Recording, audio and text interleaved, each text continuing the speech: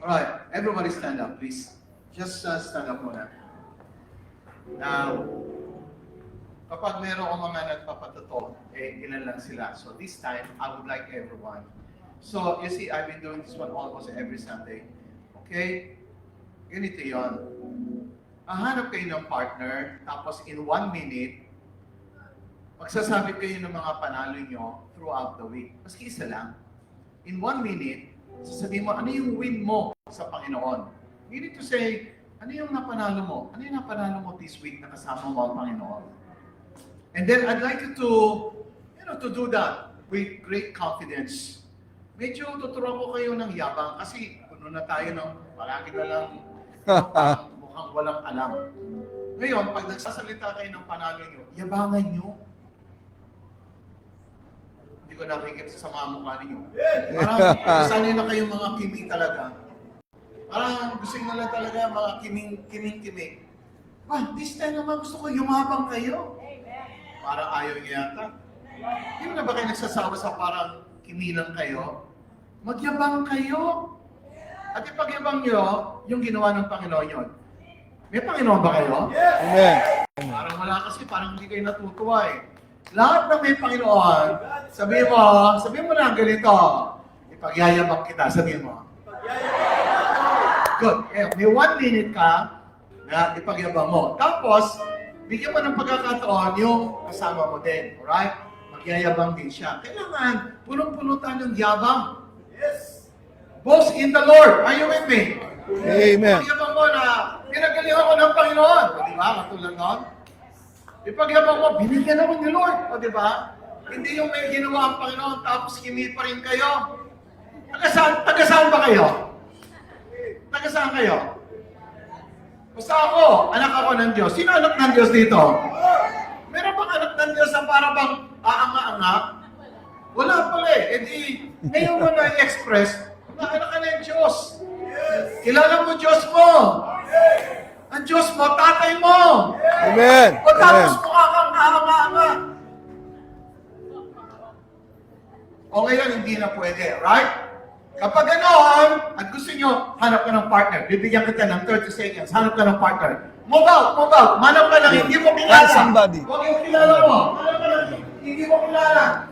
Hindi mo kilala. What's your name? Partner kayo. Eugene po. Right? Eugene. Oo na ka. Ano yung victory mo? Hanap ka kayo ng partner. Sa work po, mali. Na-promote.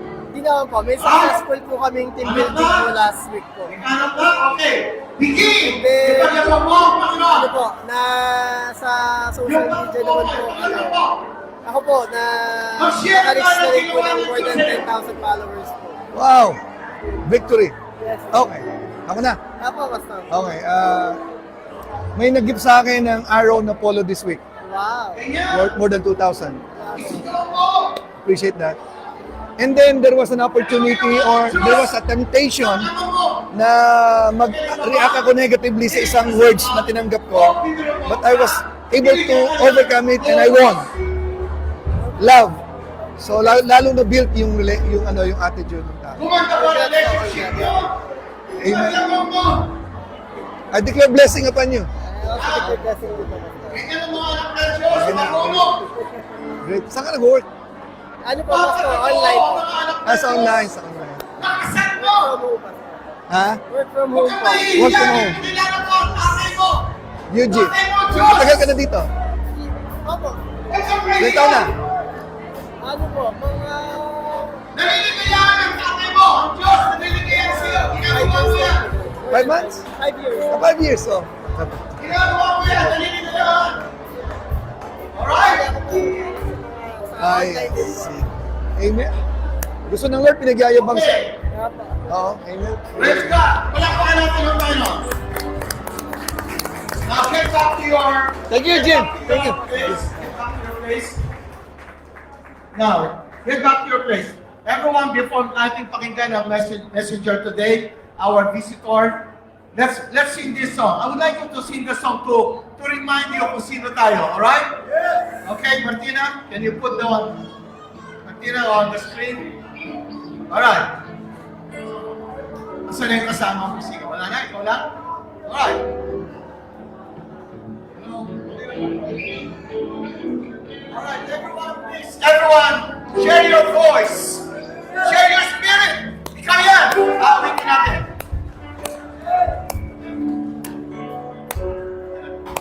Come on, let's sing the song.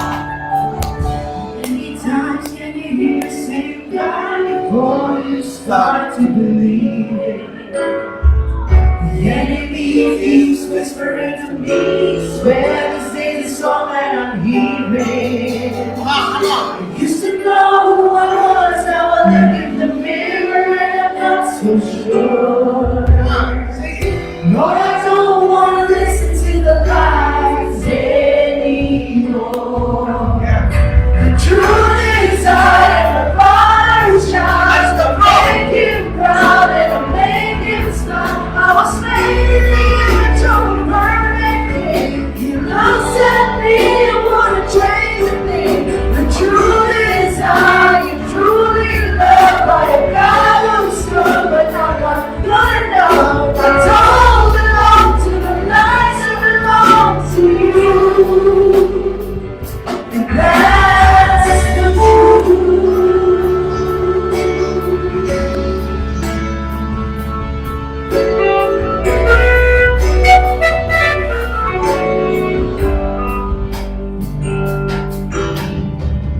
When I feel like it's so much more, living rent-free in my head. Reminds me of still a small voice and it sounds like grace in the head. You remind me who I am when I look in the mirror and I'm not so sure. Lord, I don't wanna listen to the lies anymore.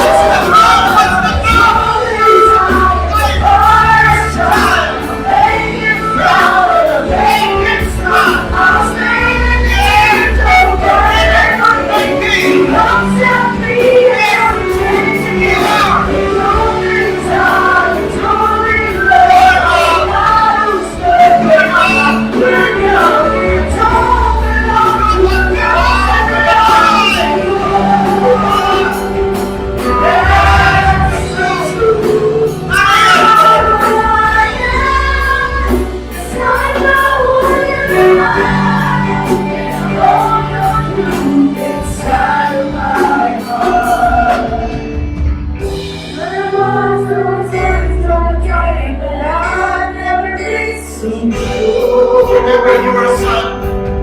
You're a son.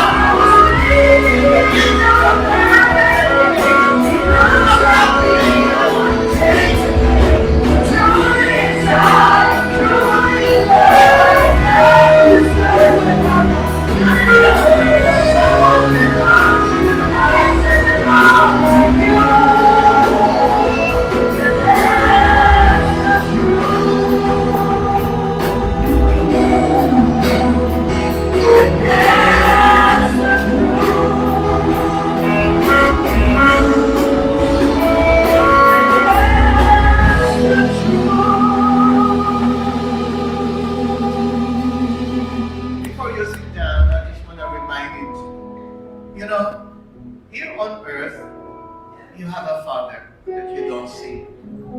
Amen. Love him. Honor him.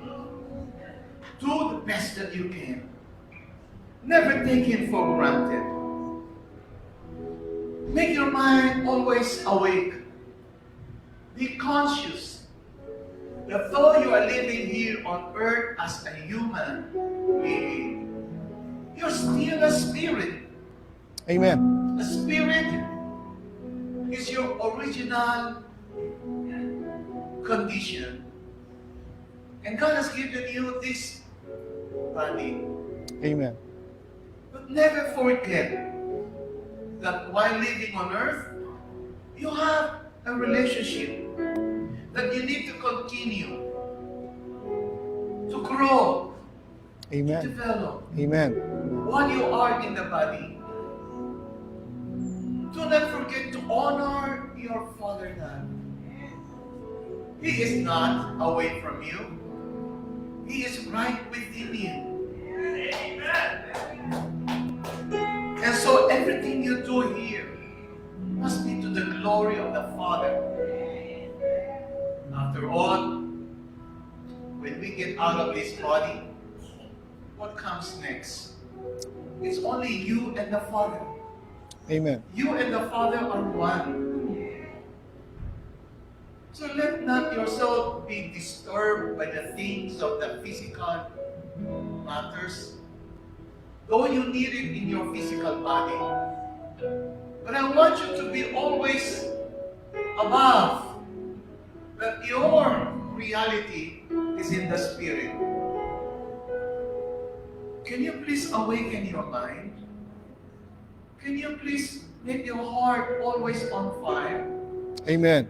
Can you please do not be swayed to the left nor to the right, but fix your eyes upon that reality.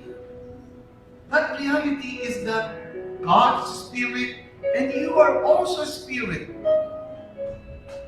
You're only added with this human form. Amen. Let it be all realized within us that we are just hiding in this body. The reality is that we are spiritual. So let your Father God be honored once again. Worship Him. Love Him. Honor Him. Give all that you can give while you're still in this body. When we get out of this body, we can never do anything but wait. So while you're still in the body, do everything you can. Give it all to our God. We still have a chance. Amen. Father, we thank you that this wonderful morning is given to us. Once again, thank you, Lord, for reminding us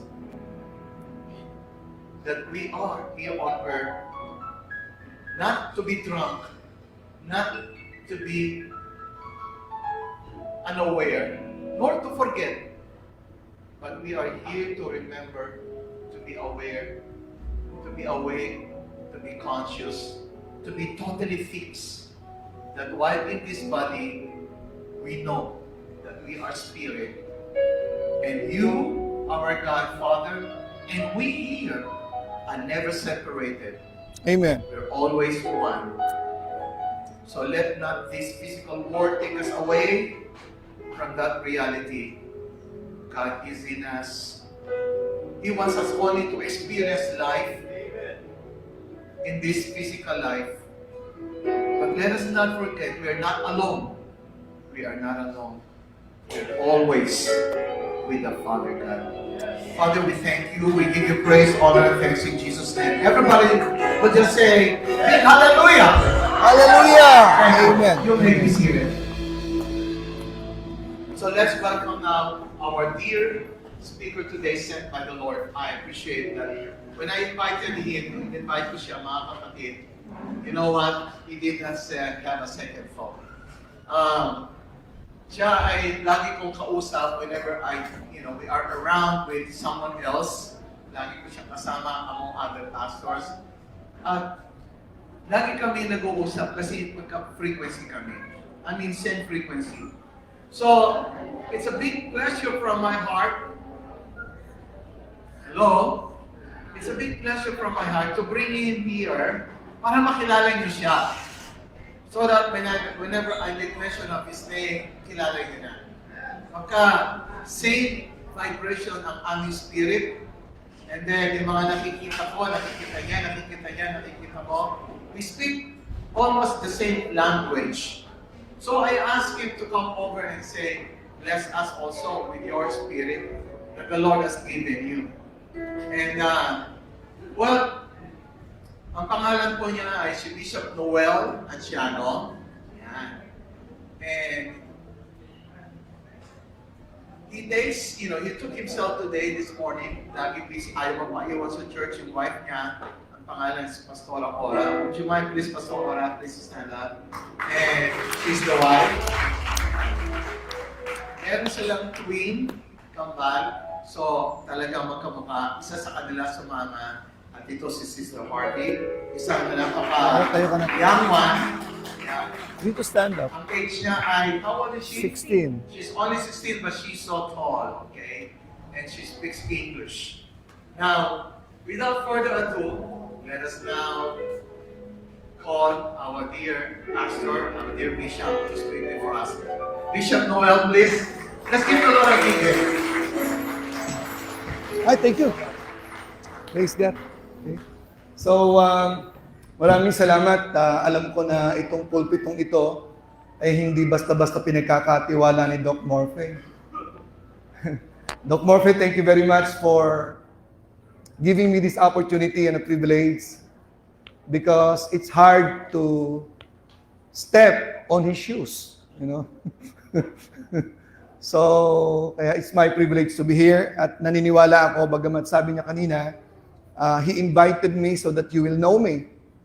But my objective in this preaching is not just for you to know me, but I am here also to be, used by God to be a channel of blessings. The objective of my standing here before you this morning is, of course, I was thinking that this Sunday is the Pastor Sunday.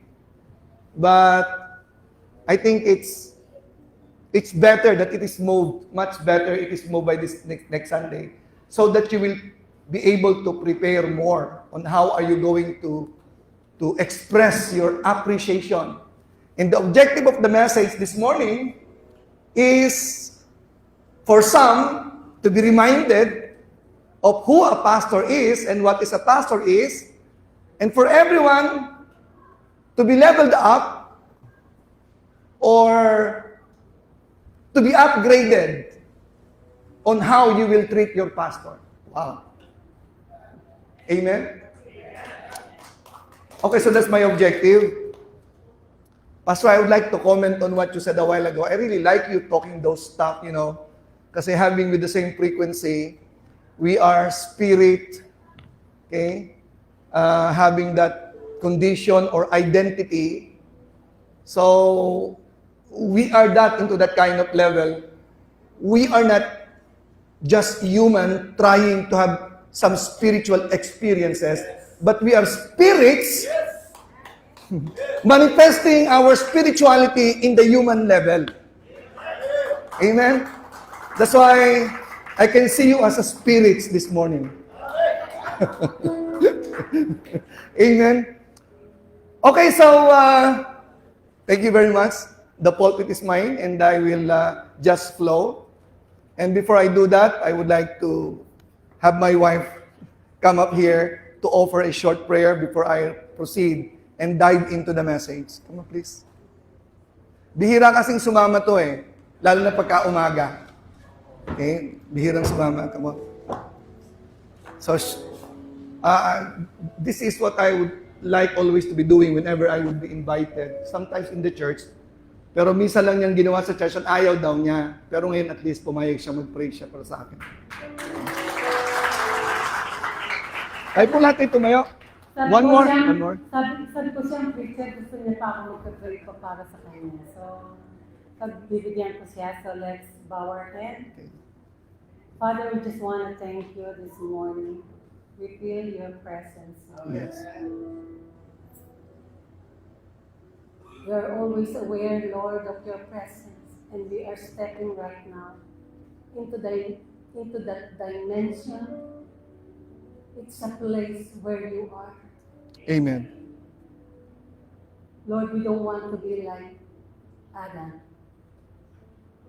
na lumabas sa dimension na yun. Kaya mo siya hinahanap. Where are you, Ada? So Lord, bumabalik kami sa dimension na yun, yung awareness na kung saan naandun ka. Amen. That is our place, Lord. That is our place. That's who we are when we are in front of you, Lord. And we thank you, Lord God, for this revelation, Lord God, that we are your sons and daughters, Lord.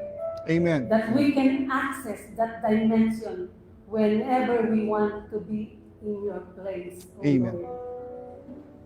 Just be aware. Lord, help us, Lord. Amen. Even not just in the church, in the market, in the school, in our work, Lord. We will always be aware of your presence, Lord. So right now, in this place, every spirit of doubt, spirit of heaviness, Yes. lies, and deception, I am shutting it off in the name of Jesus.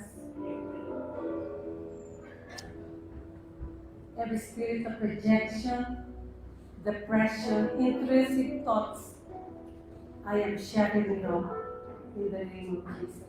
In the name. And I declare wisdom, clarity, faith, and your glory, Lord. Amen. We are lifting our heads right now so that the King of glory will come in. So we are inviting your glory right now, Lord. So Lord, I declare right now for an open heaven. Let my husband will speak straight from your throne, O God. Amen. An open heaven, Lord God, for your revelation, Lord God. I am closing every human wisdom. I declare your revelation, O Lord. Lord, I invite your Holy Spirit to come right now. Do as you please, O Lord. Hindi ka namin haharangan. Ikaw ang kikilos ngayong umagang ito, Panginoon. Maraming salamat, Panginoon. We do acknowledge you, Lord. Let your wisdom, let your revelation flow straight from your throne, Lord, that induce my husband this morning. In the mighty name of Jesus Christ, we pray. Amen and amen. Amen. Makakaupo na po tayo. Thank you very much. Okay. Love you. Okay. Powerful prayer. Thank you very much. I will preach direct from the throne of God. Wow. So that prayer completes, okay, the goal of the message that everyone will be blessed. A 100% blessing to everyone. So if you will get out of this place not blessed, you're not included in the 100%. Okay, so before I finally proceed to the very objective that I have for you this morning about, I would like to, again, as I have said a while ago, to elevate, okay, even your perception about the pastor and who a pastor is and how the pastor should receive treatment from everyone who understands. Amen? So I hope you will be having a very wonderful, a glorious celebration this coming Sunday. If I could just make it to be here this Sunday, because I have heard that there will be a potluck. Naku, babaha ang pagkain, kaya gusto kong pumunta dito. No, pagka ganun potluck, no? So, pero hindi naman po posible yun, okay? Gusto ko rin sana umaten sa October 25, pero may invitation tayo, Doc Morphy. Alam kong baka hindi ka makarating, no? Kasi 9 o'clock doon kay Bishop Ted. So nag-okay na ako doon sa invitation ngayong Saturday, 25. So I hope yung po mga bago nandito, maka-join po kayo sa October 25. Ang ganda po ng theme. It's about manifestation. So yun po yung aming laging madalas pinag-uusapan. Pag merong revelation si Doc Morphy, so napag-uusapan po namin yon at nag-i-enjoy po kami makinig kasi alam niyo po, pagkatotohanan ng pinag-uusapan, very liberating, no?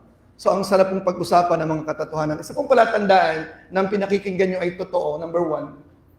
Di ba? You shall know the truth and the truth shall make you free. Kaya kapag totoo po yung pinag-uusapan natin, it's giving us a strong sense of freedom, joy, and peace. Kasi freedom yun eh.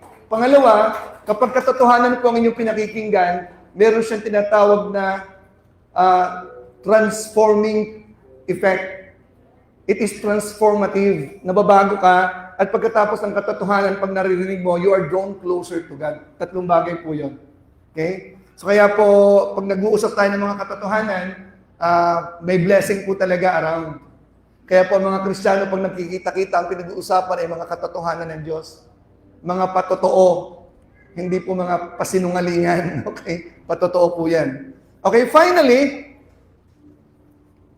ako po muna yung mag-aanos kasi pagkatapos po namin mag-preach, kami po yung nire-request na dapat nandun kami ngayong lunchtime. Kaya po nag-request si Doc Morphy na baka pwede mag-breakfast na lang tayo. Kasi hindi na po kami mag-i-stay mamaya. Kaya ang tawag po doon ay preach and run. Okay, so preach and run. Ganun pa man, ako'y naniniwala ng objective ko po ay mai-deliver ko sa pagtayo ko po sa inyo ngayong umaga. Palibase, ang inyo pong pastor dito, si Doc Morphy, ay very much famous pagdating po sa English. So nagtanong po ako kay Pastor Ayoli kanina, dito ba strictly English dapat ang preaching? Hindi naman. Ganun ba? Baka ako, kasi English teacher po yung inyong pastor eh. Pero alam niyo po ba itong place na ito ay nakita ko na to around 2008 pa. Ilang taon na yung nakakalipas? 17 years ago, I saw this place already, but it was not Sunday. I was invited by, pastor ka na ba noon? 2008. So I met Pastor Rodel kasi nagpagawa ako ng sasakyan. Mekaniko ka ba talaga? Yeah. Kutuntua ako nung mamit ko siya uli. Pinamit kami ni Doc Morphy. So, wow, it's been a long time. Kasi tumira po kasi kami dito for a while. No? Sandali lang po kami tumira dito at namit ko po kaya ako'y natutuwa kay Pastor Rodel na namit ko ulit siya. At finally, nakatayo na ako dito. Congratulations sa inyong baby. That baby will be a very wonderful one. Okay. Okay, so finally, ano ba talaga sasabihin ko? Number one, para po malaman po natin, ano po ba talaga ang tamang treatment? Paano po talaga natin ititreat ang pastor? Dapat po nating malaman, ano ba yung pastor? At paano po natin malalaman, kahit sandali lang, paano po nagiging pastor ang isang pastor? Bakit po mahalaga nyo maintindihan to? Kasi naniniwala po ko sa Biblia that the progress, the success of the church, even of every individual in the church, is directly related on how you relate with your pastor. Again, let me say that.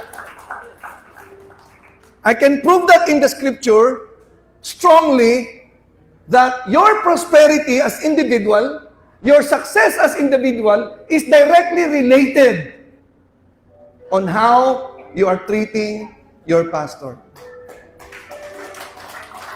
Wow.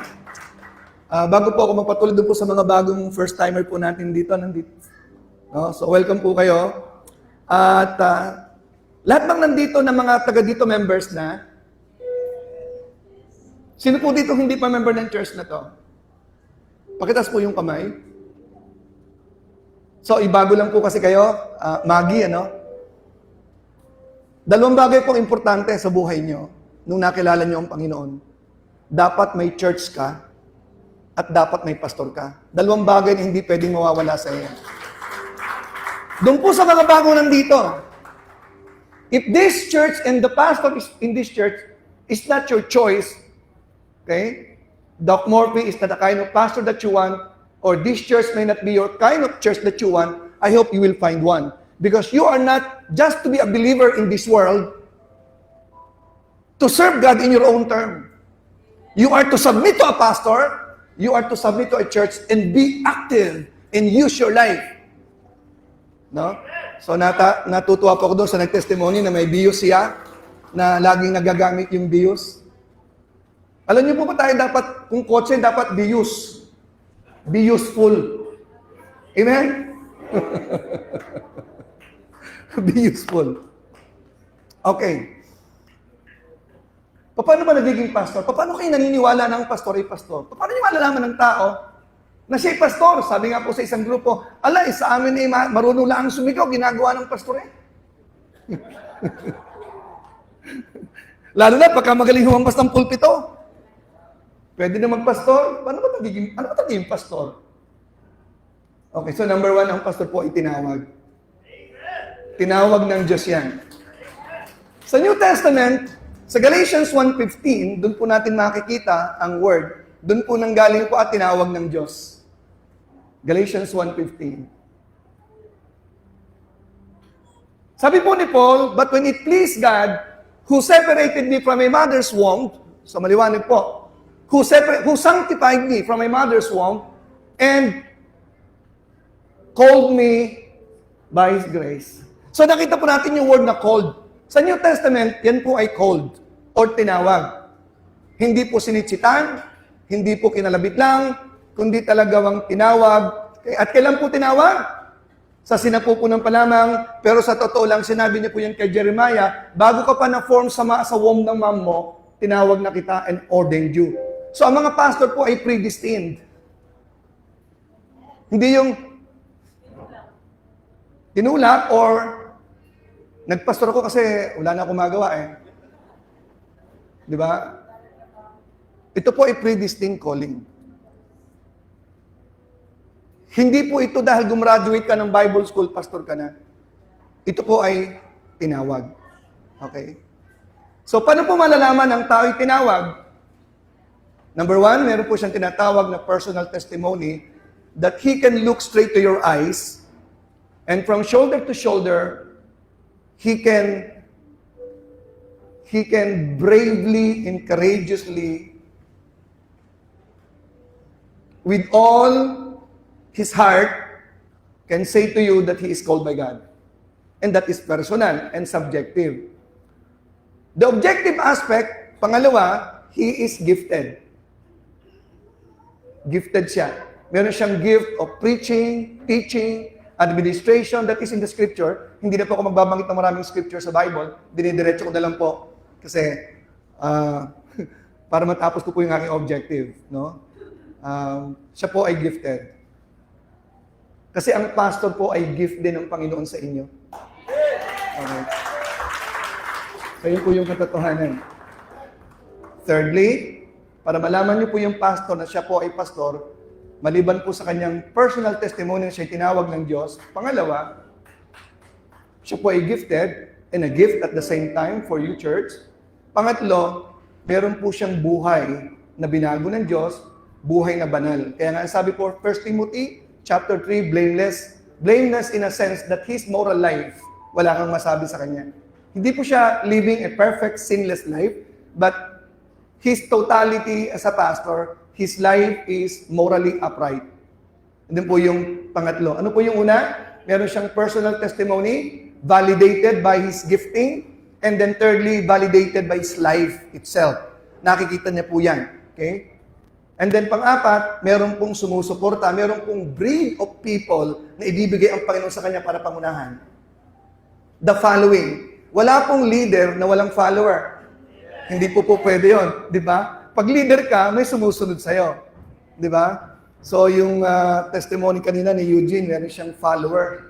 Mga 10,000 na. So sabihin you're leading people. Meron kang influence because leadership is about influence. Meron kang mga tao na i-influensyahan. These people are the people that God brought to you. They are the people that God brought to you or people that you are reaching out. So yun po yung apat na bagay para malaman nyo ang pastor ay pastor. Ano yung number 1? Personal testimony. Dapat alam mo, ikaw lang pwede mag-interpret noon, hindi pwedeng iba. Pwedeng meron ka ng tatlo, pero pag wala kang interpretation na galing sa Panginoon subjectively, hindi siya valid.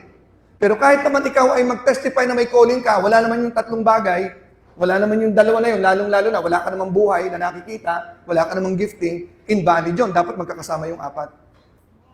Ano yung pangalawa? yung gifting niya. Kasi maliwanag po sa Bible, na Ephesians 4:11, so meron po tayo sa Corinthians chapter 12, okay?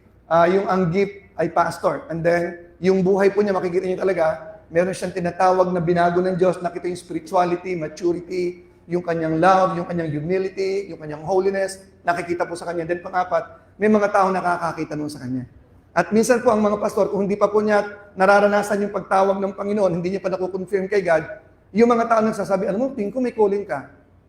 Di ba? Yung mga tao na bibless na sa'yo, alam mo, sila na nga yung unang tatawag na pastor ka eh. Pastor, ito mukha talagang pastor to eh. Di ba? Ganun po yun. So, 4 po na bagay. Alam niyo na po kung paano malalaman ng pastor? Hindi po porke magaling magsalita, kayang-kayang gawin niya ng mga politiko. Di ba? Magaling magsalita. Hindi po porke magaling ka magsalita, pastor ka. Di ba? So, yun po yung 4 mahalaga po yun. Amen? Okay, alam po kayo na-educate mo sa mga bagay na yan. Ano po ba yung function ng pastor? Sa Lumang Tipan, sa bansang Israel, ang Israel po is considered to be a forerunner of the church.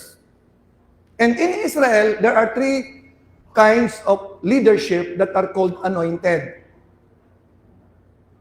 There were 3 offices in the Old Testament, in the nation of Israel, as the nation of God, that were anointed. Number 1, they anoint a king. Okay? Secondly, they anoint a priest. And thirdly, they anoint a prophet. Okay? So ito po yung 3 offices na nagpapatakbo sa bansang Israel. Sa bansang Pilipinas, as a democratic country, executive branch, judicial branch, and legislative. Okay, alam po natin yon. Pero pagdating po sa bansang Israel, may 3 po doon: king, political leader; priest, standard bearer ng Panginoon po yan. Kaya meron po silang nakalagay sa kanilang, ang tawag doon? Ephod. Holiness unto the Lord. Sila po yung standard bearer ng righteousness. Sila po yung kinikilalang mga banal, mga priest. And then pangatlo, spokesperson, the prophet. So yun po yung 3 ina-anoint. Ang tawag po sa Lumang Tipan, anointed by God. Though commonly, especially among Pentecostals and Charismatics, they also use the term anointed ng Panginoon yan. Diba? Pero that is normally, it is a term used in the Old Testament. But in the New Testament, tinawag ng Diyos yan. Diba? Tinawag ng Panginoon ng mga pastor. Amen? Okay. Ano yung kanyang function sa New Testament bilang isang pastor? Yung 3 offices sa Lumang Tipan, naging isa na lang po yan na tao sa New Testament, that is the pastor. Ang pastor sa New Testament church, siya po ay prophet at the same time, spokesperson ng Panginoon.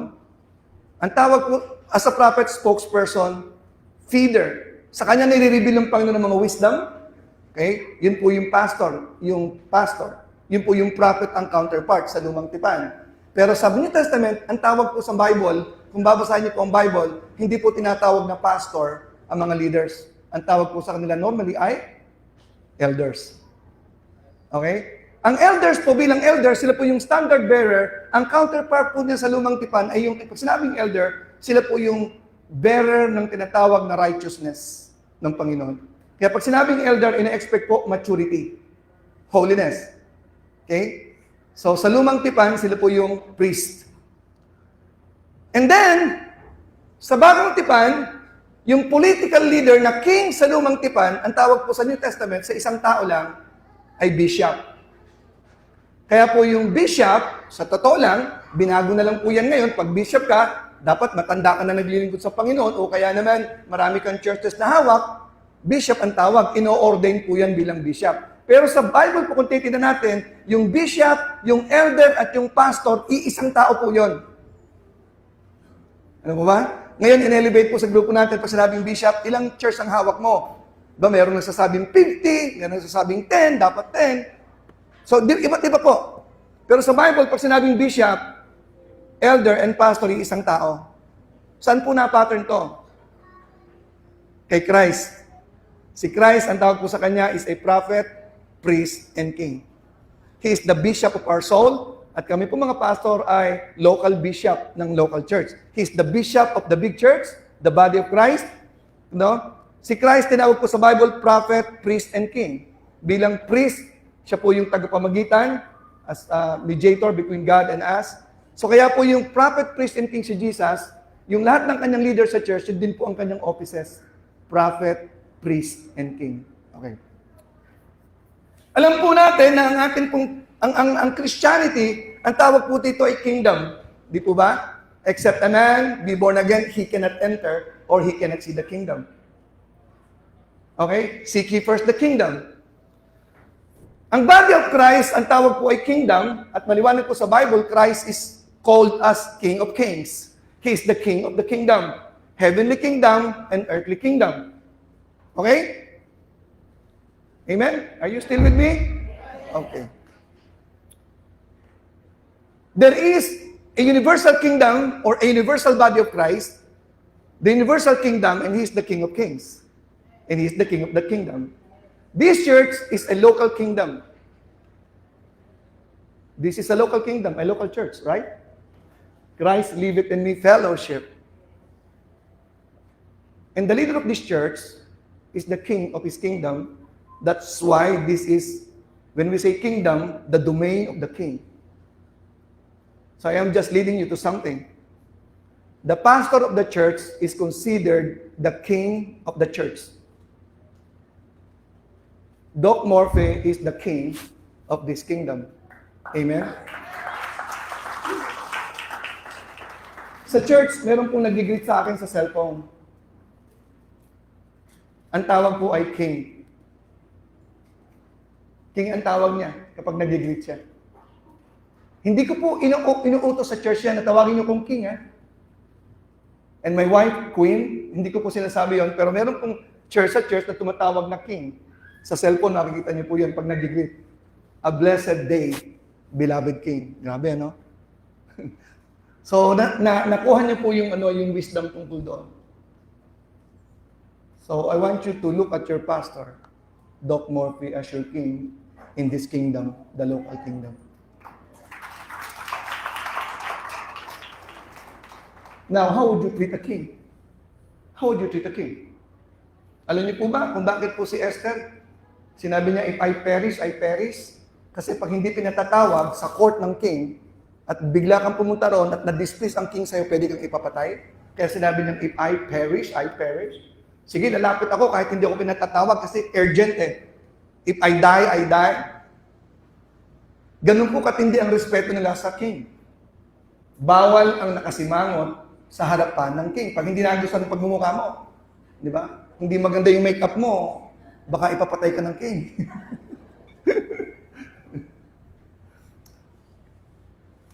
Okay, so, here I go. Kung ang pastor ay king, paano siya ititreat? Huh? I always say this, if you want to be treated like a king, you act like one. And I have no problem with that about your pastor here. He has been acting and living like a king. Look at him. Okay. So, wala akong problema doon. No? Your pastor is acting like one and he deserves to be treated like a king. Amen? So, wag po kayong sisimangot sa harapan ni Doc Morphy. Okay? Bawal po yun. Okay, so meron pong meron pong 6 na points na madali pong ma-memorize. Paano po natin dapat bigyan ng treatment ang pastor? Itong 6 na ito ay expression ng galing po sa verse na to. 1 Thessalonians chapter 5, verse 12. Okay? 1 Thessalonians 5, verse 12. Sino po nakaka-memorize niyan? Amen. 1 Thessalonians chapter 5, verse 12 and 13. And we beseech you, brethren, Christ lives or liveth in me fellowship. Sabi ni Paul, I beseech you. Ibig sabihin ng beseech, it is a strong, deep persuasion. Ipinamamanhi ko sa inyo. Nangangatal pa, 2 kamay. Ipinamamanhi ko sa inyo, brethren, mga taga Christ liveth in me fellowship, to know them which labor among you and are over you, your pastor, your king. Pinamamanhi ko sa inyo in the Lord and admonish you, what? Verse 13. Wow. To esteem them very highly in love for their work's sake. and be at peace among yourselves. Nakita niyo po kaagad mga kapatid, ang kapayapaan ng church ay naa-attain kapag binibigay ang tamang treatment sa church leader. Kapag ino-honor ang pastor the way he should be honored, if the pastor is treated the way he should be treated, there will be peace in the church. There can be unity in the church. And there is prosperity in the church. Amen. This is not just as a church as a whole, but individual. Kaya ito pong verse na ito ay mensahe galing po sa throne. Sinabi ng wife ko kanina, let my husband preach from the throne. This is from the throne of God. Amen. Open ang heaven, that is my forte of my wife. Lagi kayong sumama sa kanya para laging open ang heaven. Baka nagkuklokso sa inyong lugar, di ba? So my wife will always say, go ahead with your prayer. Heaven is open. Okay? And be at peace among yourselves. Mamaya po, babalikan ko to, pero gusto ko po sabihin sa inyo, yung pag-esteem them very highly in love, yun po yung pinaka-general word is, love your pastor. Now, the question is how? I will give you 6 points. How? Number 1, letter P. Mukhang obvious ang aking outline. Letter P, pray for your pastor. 1 Thessalonians chapter 5, verse 25 says, Paul said this, verse 25, Brethren, pray for me, pray for us. Why, Apostle Paul, with that spirituality, as an apostle, went up to heaven, talking to God, God talks to him, is requesting prayer from the believers. Never get into a trap or thinking, Doc Morphy is very spiritual. I don't need to pray for him. But even the Apostle Paul asked believers to pray for him. But not only once. I would like to bring you to Ephesians chapter 6. Chapter 6, verse 8. Okay. Ang sabi po doon ni Paul, tinupunin niya, in Ephesians chapter 6, verse 18, very famous the verse. Verse 18, Ephesians 6:18. Ito po yung utos niya sa mga believers, praying always with all prayer and supplication in the Spirit, okay? And watching thereunto with all perseverance and praying and supplication for all saints. And then in verse 19, he said, and for me. Okay, nakita niya? Lagi kayong manalangin in the Spirit. Watching thereunto with all perseverance and supplication for all saints and for me. So you are to pray for me. Nakita niyo po? Bakit po ba kinakailangan ng pastor yung pagpe-pray? Unang-una sa lahat, siya po yung frontliner. Kung meron pong demonyo na nakasumusunod-sunod sa inyo para kayo ibagsak, kung yan po ay 2, baka sa kanya po ay 20. Nararamdaman po namin yung mga leaders, ang pressure na gusto kaming i-tackle down ng kaaway. Why? Even Jesus quoted it from the book of Zechariah, strike the shepherd and the sheep will be scattered. Ang pastor is talking so big about spirituality, about holiness, about morality. Pagkataas, mayalaman mo, ilan na po nangyari yon? Ang pastor bumabagsak sa kasalanan. Ano pong daramdamin nyo kapag ang pastor nyo, nalaman nyo? Di ba? Pumutok ang issue, nasundan ng paparazzi, may kasamang ibang babae.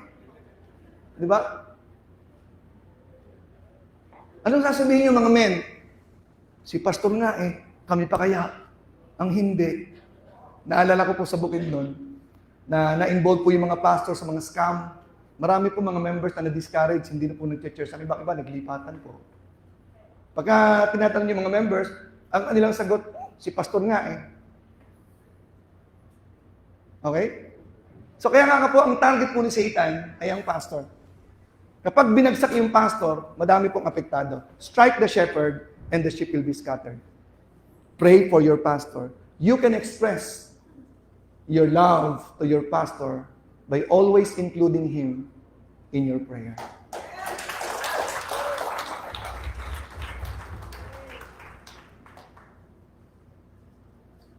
Hindi po perfect, but I always pray for my members. Hindi naman sila ganun karami. Individual, every family, members of the family. Kasi yun po yung verse 18, pray for all saints, special sa mga members po. I always pray for my members. But how about you? Do you pray for your pastor? Kaninang umaga, pinag-pray niyo po ba siya? Oh, wala nag-amen, oh, pastor, wala nag-amen. So, kaya kung meron po kayong number 1 sa prayer pool sa listing niyo, kasama po or on top of the family niyo, pastor po yan. Okay. Nakita niyo po yung word na esteem them very highly in love. Mamaya po, babalikan ko po yan sa bandang dulo. Point number 6 ko po babalikan yan eh. Okay? So bago po ako magpatuloy sa point number 2. Okay? Letter A. P-A ang outline. S-T-O-R. Okay, yun po yung outline ko. P, pray. How would you express your love for your king? Pray for your king. Pray for your pastor. Okay? Kailangan po yun. Si Apostol Pablo, grabe, super giant spiritually. Pero nag-request siya, kailangan niyang ipanalangin. Hindi po lamang sa mga passages na ito, meron pong ibang passages na siya po ay nagpapasalamat sa prayer ng mga tao. Hindi ko na po hahabaan tungkol doon. Kumbinsin na po ba kayo na dapat mong ipag-pray ang pastor mo araw-araw? Araw-araw po yan. Okay? Okay. Point number 2. Pero bago po sa point number 2, para po kayo makinig pa ng matindi, nasasabihin ko sa inyo importanteng bagay. I always remind my children about the purpose of their existence.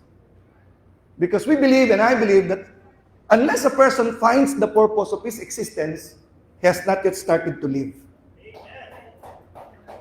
Once you find your purpose,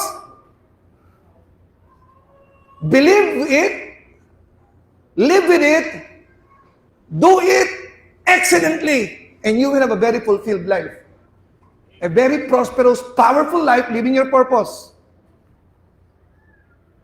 Kaya sinasabi ko po, sabi ni Doc Murphy kanina, gusto ko yung magyabang ka ng ginawa ng Panginoon sa'yo. Pwede ko sabihin, I'm one of the most successful, victorious human beings on the planet Earth. Why?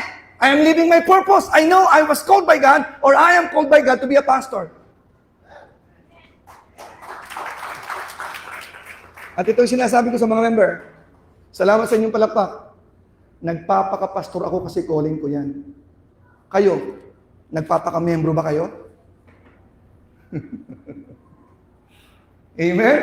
Tuntua kayo, may pastor kayo. Ang galing ng pastor namin. Ang tanong, totoo bang mahal niyo siya? You will find your fulfillment also as we pastors live our purpose and you live your purpose as our followers. Dear precious children of God, to follow your pastor. Love your pastor. Amen?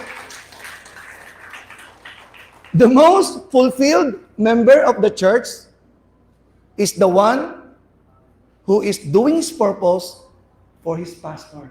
Wow! Okay? Alwanan po ba yun? Do you want to be a fulfilled member of the church?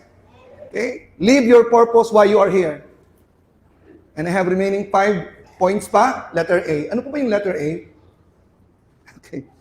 In Acts chapter 6, verses 2 to 4, ito po yung point number 2. Letter A. Acts 6. Verses from 2 to 4. Then the 12 called the multitude of the disciples unto them and said, it is not reason that we should leave the word of God. These are the leaders, these are the pastors, the elders. Peter referred himself to be an elder of the church, though he was an apostle. They are pastors of the church and the churches. Sabi niya, hindi mabuti para sa amin na kami ay mag-serve tables. Ibig sabihin ko ng serve tables, yun po yung sabihin natin, yung po mga material ministry. Di ba? Yung kalinisan ng church, yung management sa pera, no, yung mga bagay, nitty-gritty things sa church. Sabi niya, hindi serve tables, dito galing yung word na waiter or word na deacon. Ang waiter ay deacon. Sila po ay naka-standby kung ano yung kailangan ginagawa po nila. So dito po yung origin na nagkaroon po sa verse 3. Wherefore, brethren, look ye out among you 7 men of honest report, full of the Holy Ghost and wisdom, whom we may appoint over this business. Kasi noon pong time na yon, marami po ang nagiging byuda. So, mga Jews, mga Greeks, at nagkakaroon po ng mga murmurings dahil hindi po nabibigyan ng ayuda ang mga byuda. So, medyo mabigat po na trabaho. Ang sabi po ng mga leaders, hindi namin dapat ginagawa ito. Yung magbibigay ng ayuda, yung magbaintindi sa may mga pangangailangan na tao. Di ba? Yung magbabalot ng mga bigas at saka ng mga sardinas. Kaya pumili po sila ng 7 tao. So ang sabi po sa verse 4, ano po yung purpose ng pastor dito? Ano po ang kanilang main responsibility sa church? But we will give ourselves continually to prayer and the word. Kami po, ang aming po main responsibility is prayer and the word. Pag pastor ka at magpapastor ka, alam mo na ang inyong main responsibility sa buhay mo bilang pastor is manalangin at mag-aral ng malalim sa salita ng Diyos. Okay? So, yung pong iba na hindi po pastor, ang sabi po doon, maging waiter kayo ni pastor. Letter A, anong letter P? Pray. Pangalawa, assist. Lahat ng makagagaan kay pastor gagawin ng mga miyembro, lalo na po yung 7 deacons na pinili. Kaya po may deacons, sila po yung mga waiters, ano ang magagawa nila para si pastor magkaroon ng maraming panahon sa kanyang pananalangin, maraming panahon sa kasalita ng Diyos, at magkaroon siya ng tamang panahon at balansing buhay para sa kanyang pamilya. Marami po mga anak ng pastor hindi po nagiging masunurin sa Panginoon dahil ang kanilang mga magulang busy sa gawain, di ba? Takbo rito, takbo roon. At pero pangako kung ano ng pastor, pinagdadrive po ng member papuntang airport dahil may susunduin. Pastor, baka pwede ipag-drive mo kami sa airport. Trabaho po ba ng pastor ipag-drive yung member? Baliktad ho, si pastor ang dapat ipag-drive nyo.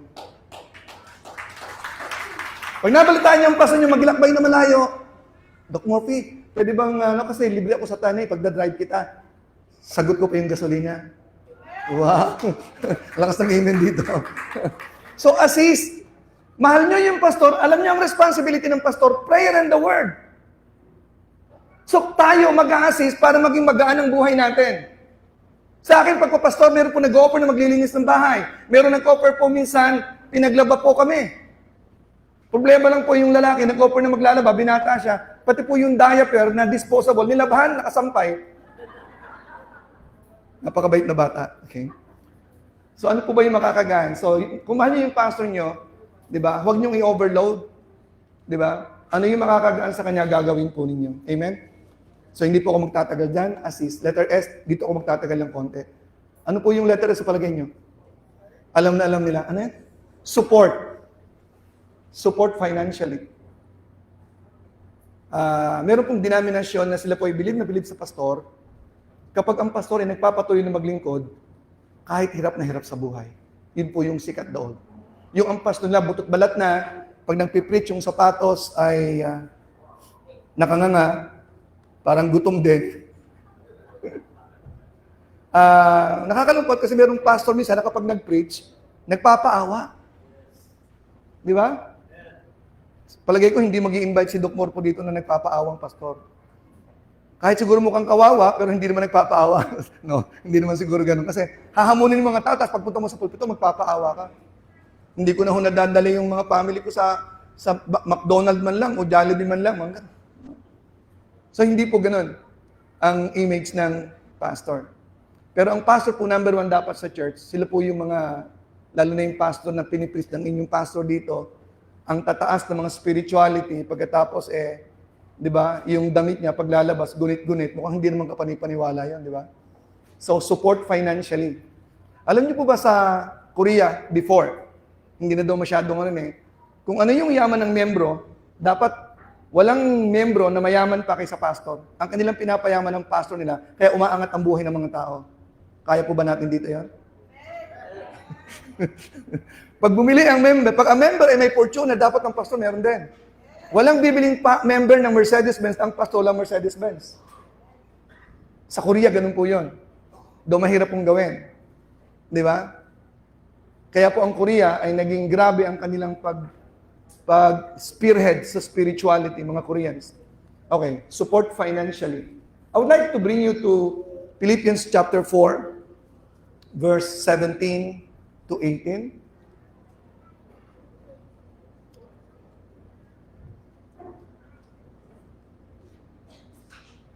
Ang ganda po ng passage na to. Para po ma-encourage kayo na i-support nyo po ang inyong pastor and the family financially. Lalo na po yung pastor.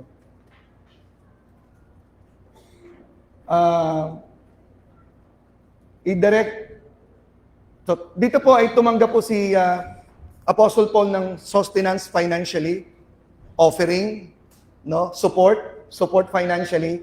Kaya sinabi niya, kami mga pastor, hindi naman kami mukhang pera eh. Lapitin lang kami ng pera. Pero hindi ho kami mukhang pera. Hindi ho yun ang pinaka-goal namin kasi ang pastor po talaga, hindi na po yun para sa pera eh. Hindi po pera-pera ang pastor. Okay? So, verse 18, but I have all and abound. Sabi niya, naging masagana ako. I am full, having received of Epaphroditus the things which were sent from you. Galing po sa Philippians po. Ang Philippians po, ang background po ng Philippians mabigat. Kasi isa po ang Philippian church sa Macedonia na dumadanas po in great affliction, in deep poverty. Pero nakapagpadala po sila ng suporta.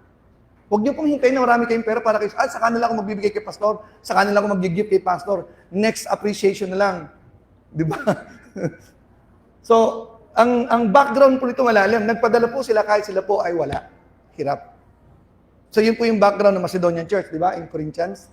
So, yung pong Philippians is one of the churches in Macedonia na nagpadala kay Apostle Paul ng suporta financially. Alam niyo po ba yung binibigay niyo sa pastor? Hindi po yan basta inaabot niyo lang. Ang tawag po ni Paul dyan, yung binigay niyo, anong description dito? Please, may I have your eyes here? The things which were sent from you, an odor of a sweet smell, a sacrifice acceptable, well-pleasing unto God. Ito po ay pagsamba mo sa Diyos. Kung paano mo sinasamba ang Diyos at pinaparangalan mo ang pastor mo, the king of the kingdom in this local church, it is like also in this passage, just the same ang word na ginamit niya, in Ephesians chapter 5, verse 2. Tingnan po niyo yung parallel ha. Tingnan po niyo yung parallel.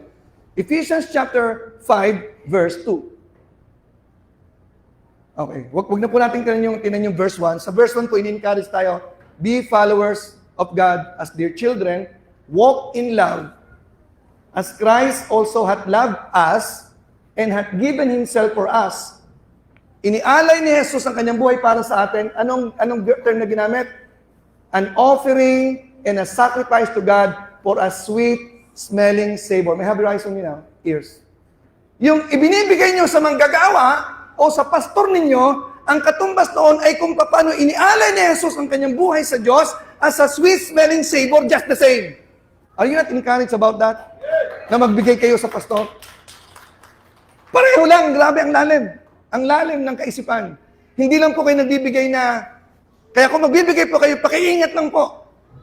Huwag po kayo magdadala ng saging kay pastor. Pastor, ito yung isang piling na saging kasi nabubulok na lang sa bahay eh. Pastor, ito yung damit, ang ganda ng Amerikana, oh. Nakita ko to sa ukay-ukay eh. Ang ganda para sa ito.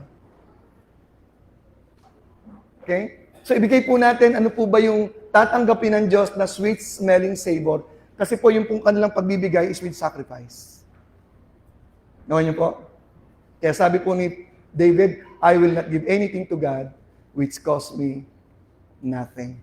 It is always with sacrifice. Letter P, pray. Letter A, assist. Letter S, support. Okay, meron po isang encouragement bago ko doon. Mabilis na lang po yung tatlo eh. Okay? Yung pong S, dagdagan ko po. Ako po ay medyo naiintriga doon sa kay Elijah. Ang record po niya kay Elijah, nung siya po ay pinapunta ng Panginoon sa Sarephat woman, so tingnan po natin sa 1 Kings chapter 17. Tingnan po natin kung ano po yung nangyari dito. No? Ang sabi po sa 1 Kings chapter 17 verse 9, 1 Kings 17:9, inutusan po si Elijah, galing po siya sa Brook Cherith, matapos pong gamitin ng Panginoon ng uwak, na siya'y pakainin, no? Natuyo po yung river, at ang sabi po ng Panginoon, umalis ka na dyan, hindi binuhay ng Panginoon ng river para magkatubig, sinadya po ng Panginoon para siya'y umalis sa Brook Cherith. Di ba? Kasi wala nang inumin dyan, umalis ka na dyan. Pumunta ka sa Sarephat, which belonged to Zidon, and dwell there. Doon ka muna tumira, may plano ko sa buhay mo doon. Behold, I have commanded a widow woman there to sustain thee. May magpapakain sa doon, widow. Nung unang panahon po sinabing widow, wala ho yan, hirap na hirap yan eh. Hindi sinabing, pumunta ka doon, may magpapakain sa milyonaryo, taga Forbes Park, hindi ho, widow ang binanggit. Nakita nyo? So it was an act of faith for Elijah. Again, to move. Widow. Grabe naman. Dito, uwak ang ginamit. Dito, widow na naman. Ano ba ito? Okay, tuloy natin. Verse 10. So he arose and went to Zarephath, and when he came to the gate of the city, behold, the widow woman was there and gathering sticks. So nangunga po ng kahoy yung babae, widow, walang asawa, and then verse 11, and as she was going to fetch it, he called to her and said, bring me, I pray thee, a morsel of bread. Okay, unang-una muna ang sinabi ay, bigyan mo ko ng tubig. Yung pong babae, hindi pa nakakalayo, sandali muna. Pakibigyan mo na ako ng tinapay. Grabe, ano pa nakakaintige, no? Yung pastor, nangihingi ng tubig, maya-maya, hindi pa nabibigyan ng tubig. Pakisamahan mo naman ng tinapay, oh. Diba, sa ating kultura, medyo foul, no? Nangihingi ng tubig, ngayon may kasama pang tinapay, hindi ba tuloy po natin? Eto na, ang babae pumalag. Sabi niya, as the Lord, thy God liveth. Sabi niya, alam ng Diyos. No, sabi niya, alam ng Diyos, I have not a cake, but a handful of meal in a barrel and a little of oil in a cruse. Kunti na lang ang aming pagkain na natitira. Ang sabi niya pa po sa next verse 13, at ang sabi niya, eto nga, kumukuha ko ng mga sticks at pagkatapos magluluto ako at huling kain na namin to at pagkatapos dyan, nakahanda na kami mamatay. Walang-wala kami. Tapos ikaw, manghihingi ka pa. Di ba? Kung sa salita pa natin siguro, ang kapal naman itong pastor na to. Di ba?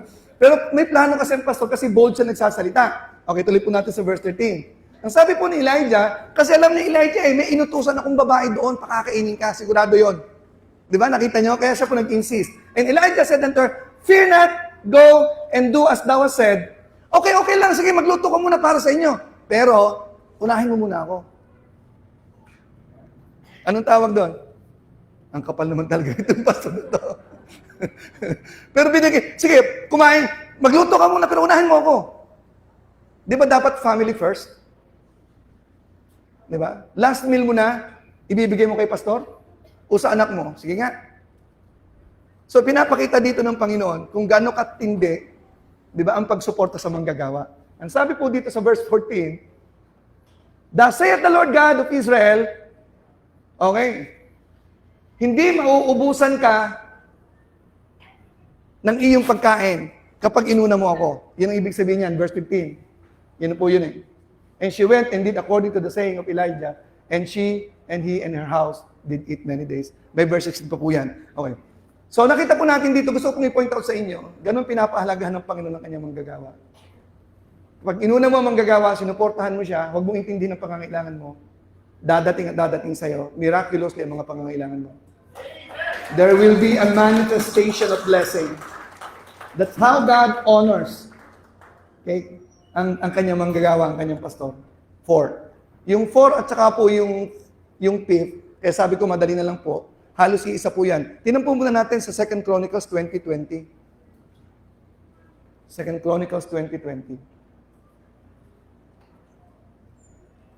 Ito po ay patungkol doon sa may tatlong bansang gustong sumalakay sa bansang Israel. At sila po'y takot na takot. Kasi alam niyo po, noong unang panahon pa, gusto na pong i-wipe out pa in the ancient times ang Israel ng mga kalaban. Do alam natin si Satan has been always behind. So yung pong tatlong consortium, tatlong magkakasamang bansa, gusto pong i-wipe out ang bansang Israel. At nagpadala po ang Panginoon ng propeta, yun po yung sa awit kanina, the Lord is fighting for us. Di ba yung inawit nyo kanina? So ito po yung sinabi ng Panginoon, hindi kayo makikipagdigma sa time na to at ang nagsalita po yung propeta. Okay? You will not fight in this battle. Kaya po pagdating po nila doon, ang kanilang frontliner, hindi po komando, anong frontliner po nila sa kwento? Mga praise and worship leaders, mga musician. At pagdating po doon, nagpatayan na po yung tatlong mga magkakasamang bansa at sila po lang ay naghakot na ng mga spoils for 3 days. No? So naghakot po sila. So ang sabi po dito ng and they rose early in the morning and went forth in the wilderness of Tekoa, and they went forth. And Jehoshaphat stood and said, ito po yung sinabi niya, hear me, O Judah, and ye inhabitants of Jerusalem. Ito po yung note po dito. Believe in the Lord, your God, so shall ye be established. Maniwala lang kayo sa Panginoon, and believe His prophets, believe His pastor, so shall ye prosper. Letter T. P, pray. Letter A, assist. Letter S, support financially. Letter T, trust. Trust your pastor. Pagtiwalaan nyo ang kanyang leadership. Dahil nasa kanya ang direksyon ng Panginoon. Wala po kaming monopoly ng wisdom. Pero ang wisdom ng Panginoon ay lagi po yung nasa pastor. Amen? Kaya pagtiwalaan nyo ang inyong pastor. At yung pong pagtitiwala, alinsunod po niyan, ang tinatawag natin, okay, letter O, ito po napaka-emphatic, napaka-direct ang sinabi ng Panginoon through the writer of the Hebrews in Hebrews 13 verse 17. Ano po yung sinasabi doon? Okay, tinan po natin, napaka-emphatic po nito. Meron po akong member sa church na sabi niya, nung tinuturo ko po sa church itong obey and submit to the pastor, sabi niya, Pastor, bago mo pa tinuro yan sa Bible at binasa, the Lord personally told it to me to submit and obey my pastor. Kaya andun po siya hanggang ngayon. Okay? Obey them that have the rule over you. Nakita niyo po very direct. When you trust, you obey. Inseparable po yan, dalawang yan eh. Huwag po kayong nandito sa church na ang inyong pagtitiwala at pagsunod sa pastor ay half-hearted. You know why? Yung paglalagay dito ng Diyos sa kanya, sa inyong pastor, is backed up by heaven. So if you will not trust and obey your pastor, you are disrespecting and disobeying the mandate of heaven for that man that he placed in your midst. Don't ignore that. Because if you will honor your pastor, if you will love your pastor by obeying him and trusting him, you're doing that to the one who placed him here. So it's not that easy or it's not that light. It's heavy. Kaya yung pagrespeto nyo sa inyong pastor, believe in your pastor, and you shall prosper. Ang sabi po dito sa verse na ito, obey them that have the rule over you, and submit yourselves. Bakit po? Anong kaiba ng obey and submit? Pwede po kayong mag-obey, pero hindi kayo nagsasubmit. Alam niyo po ba yun? Pag inutusan ka ng pastor, sumunod ka nga, may dabog naman. Di ba? Kaya sinabing submit. Ibig sabihin, sumusunod ka na may pagpapasakop na masaya mong ginagawa. Amen? Sinasabi ko sa mga anak ko, sumunod kayo na may kasiyahan, walang padabog. Di ba? Kasi yung pagsunod po natin sa pastor, nakikita po niyan, heaven is open. At tuwan-tuwa ang Diyos na kapag ang kanyang lingkod, gano'n po kahalaga yan, lalo sa Book of Revelation, yun po yung tinatawag ng mga star sa simbahan. Sila po yung mga star sa simbahan, sila po yung tinatawag na mga anointed ng Panginoon. Di ba? Na ang puso ng Diyos ay nasa kanila unang-una. Ang tawag po sa atin sa church, ang tawag po sa atin, lahat po tayo ay chosen, pero ang pastor po ay chosen of the chosen. Na nilagay ng Panginoon sa inyong kalagitnaan. Opo, pantay-pantay tayong lahat, but when it comes to function, we're different. Husband and wife, they are equal in position before God, but they are not equal in function. Sa church, ganun din, pantay-pantay tayo. Pero pagdating po sa function, magkakaiba po tayo. Kaya sabi po kanina, for their work's sake. Okay? So nakita po natin dito, for they watch for your souls. Okay? Bishop of your souls, local. And they that must give account, kami po ang magbibigay ng account. Kung hindi namin ginagawa ang aming pangunguna na may kaisan, okay? Huwag na po kaming questionin. Kami ang mananagot sa Diyos, hindi kayo. Ang inyong responsibilidad, sumunod at magtiwala. Amen? Kami manguna magturo sa alam naming wisdom ng Panginoon. Problema nyo kung kami may problema, ang problema nyo sumunod. Yes.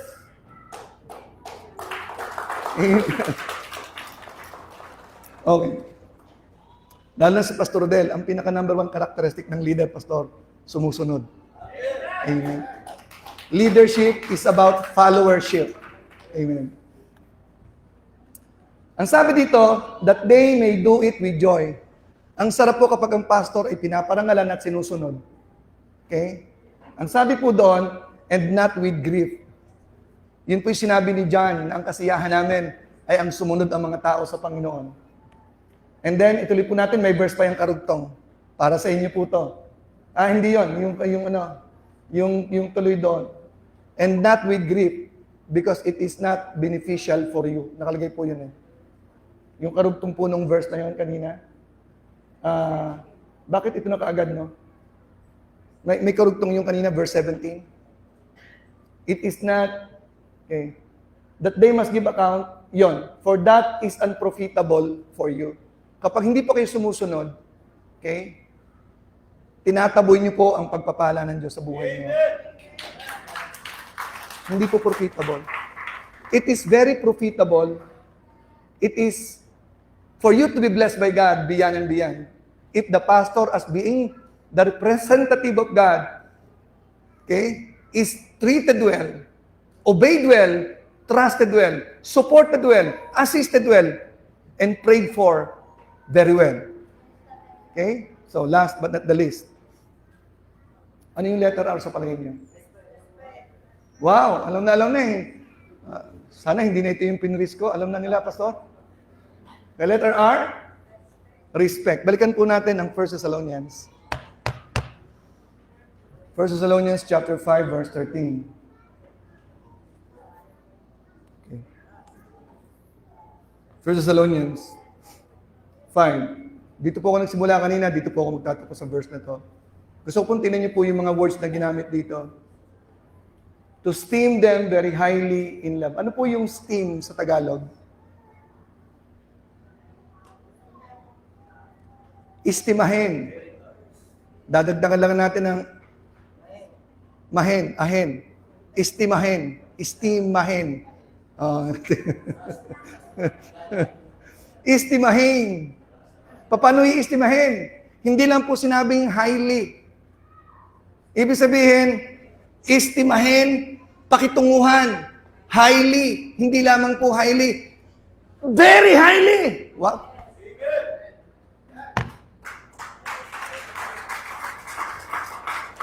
Is the pastor of this church treated like that? Esteemed, not just highly, but very highly. Not with pressure, but in love. Nawan niyo po? Kasi siya yung king na nilagay ng Panginoon sa inyong kalagitnaan. Placed by the King of Kings. Let it be a tradition of the church na kung merong papalit kay Doc Morphy, the legacy will continue. Maybe one of you, maybe Pastor Rodel. Sabay kayong tatanda.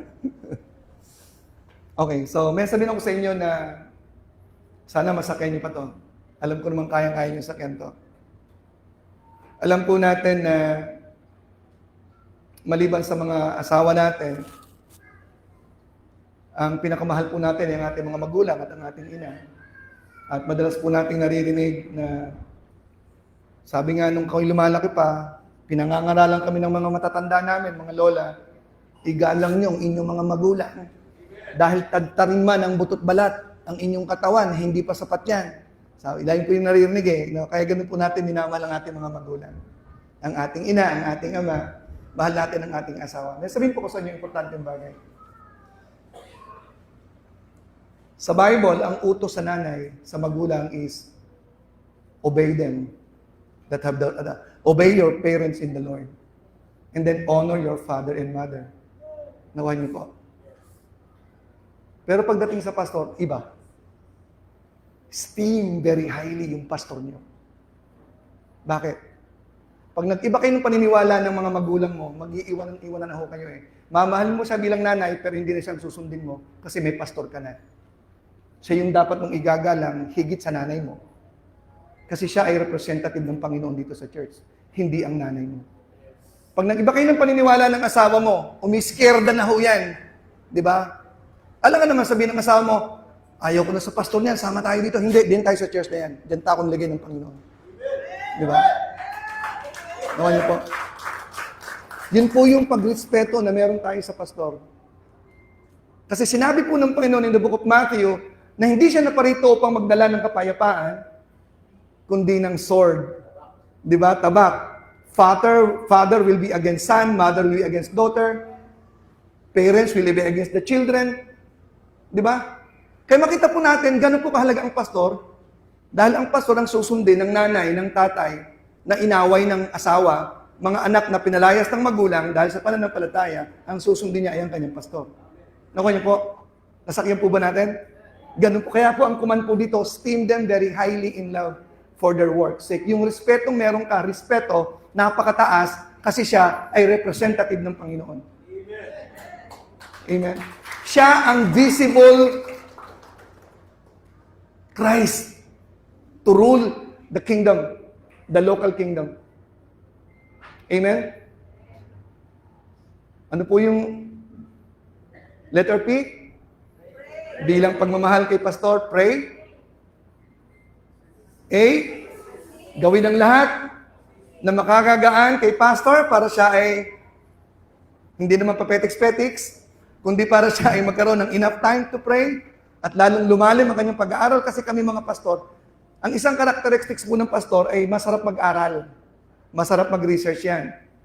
Di ba? Kanina na lang, may sinishare na naman sa akin si Doc Murphy eh. Di ba? Ganun siya ka-excited pag nakikita kami sa kanyang mga discoveries. Di ba? So kaya po i-assist. Letter S, support. Okay? Nakita naman yung inyong si Doc Murphy, talagang makisig na lalaki yan. Di ba? Mamahalin yung kanyang mga ano. So kailangan po yung pastor. Para pagka nakita-kita kayo po sa mall, at may mga kasama kayong mga kamag-anak o kaibigan, di ba? Hindi yung iiwasan yung pastor kasi ipinagmamakahiyan nyo, itsura. Di ba? Pero pag nakita si Doc Murphy kasama, ay, ito yung pastor namin, oh. Ito yung pastor namin, di ba? So pwede nyo ipagmalaki, di ba? Kasi makisig. Di ba? Amen. Letter T? Wow. Letter O? Obey. He is not just here to make you obey Him in His behalf or on His behalf, but in behalf of the heaven's kingdom. And then lastly, respect. Hindi pa ako tapos, may isa pa. Okay? Gusto ko ipakita sa inyo ang respeto. Letter R. Gaano kalalim ang respeto? Tandaan niyo po si David, being pursued by King Saul. For King David, it was so very hard to be pursued, to keep on running from the pursuer to get him killed. Remember po, nung siya'y pinamili, nung siya'y nagkasala, pinamili ng 3 punishment. Di ba? Ang pinili niya ay, hindi niya pinili ang famine. Hindi niya pinili yung plague. Ang kanyang pinili ay yung plague. Tama ako? 70,000 ang namatay. Hindi niya pinili ang 3 months na habulin siya ng kaaway. Kasi alam niya gano'ng kahirap ang nagtatago. Kaya po gusto ko maintindihan niyo, si David po ay nagtago kay King Saul para patayin at napakahirap ng kanyang sitwasyon. At meron pong 2 instances na siya may pagkakataong patayin si Saul. Are you familiar with that? 2 senaryo within arm reach, tapos na ang problema niya. Meron siyang karapatang patayin si King Saul. Dahil gusto siyang patayin. At meron siyang mga tauhan na, patayin mo na! Anong sabi niya?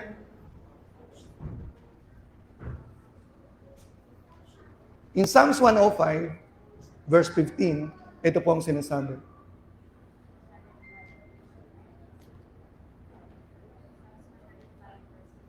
Verse 15. 105? 105. Baka ako nagkakamali ako ng verse eh. Basahin po natin sabay-sabay.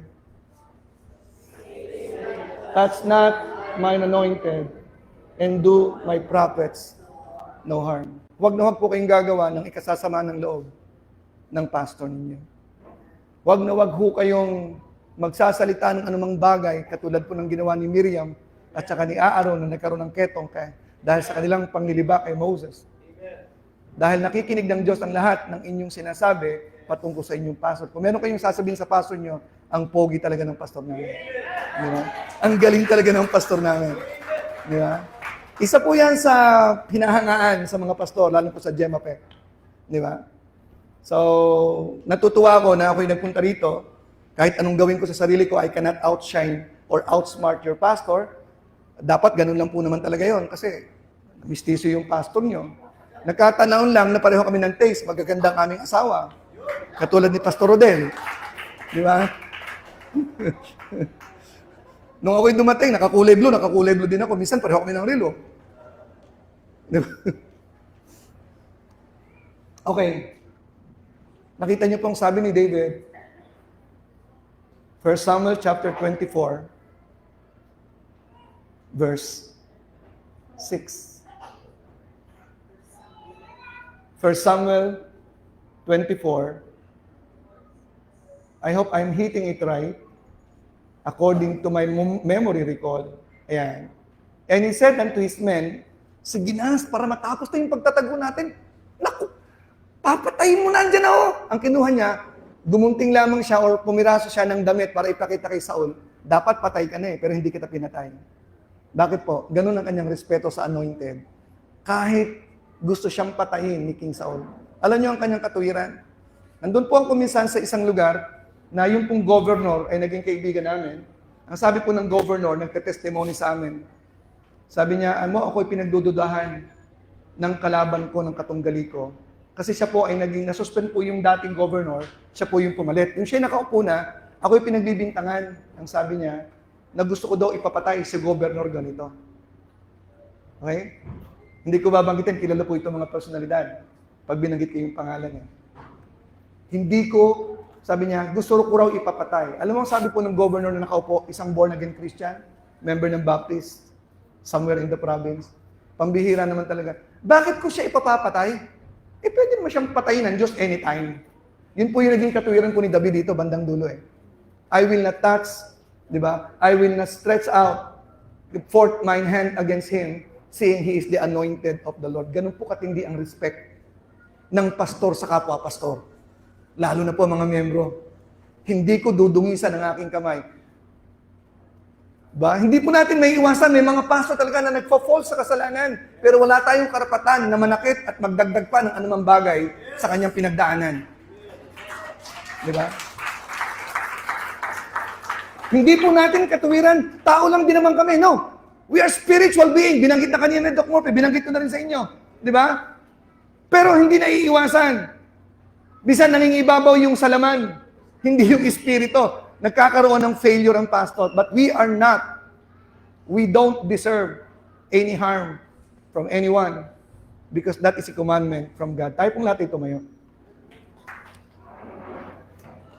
Meron pa po kayong isang linggo. Hindi po ibig sabihin that you will be celebrating Pastor Sunday and that will be just the time that you will express your deep appreciation to your pastor. Next Sunday will just be to highlight the appreciation. Okay? To express to the pastor how much we love you. Gagawa ka ng isang bagay na para ipakita mo na hindi ordinaryo, but during ordinary days, ordinary Sundays, the pastor deserves that kind of treatment. Pray, assist, support, trust, obey, and respect. That is how you will show your love to your pastor. So have a glorious Sunday today. Let's close in prayer. Father, we thank you. Praising you, O God, even for how you are answering our prayer or prayers, especially when my wife offered her prayer to you that heaven will be open and that I will be speaking from the throne. I believe that I have done my role in this particular morning so that they will be having a very glorious, a very wonderful Sunday wherein the King, appointed by the King of Kings, Doc Morphe, will be highlighted the kind of treatment he deserves as your anointed, as the called ones by God. At salamat Panginoon na ngayong umaga, O God, ay na-inspire ang bawat isa na nandito ngayon that this coming Sunday, Doc Morphe, in honor of you, for your glory alone, not because we are to lift up the pastor. Lifting up the pastor is lifting up Jesus, the King of Kings and the Lord of Lords. Giving glory to God is by highlighting our love for our pastor. Maraming salamat, Panginoon, for working mightily in our midst this morning. Thank you for blessing each one's heart this morning. Giving you back all the glory and all the praises in Jesus' mighty name. Amen! Thank you po.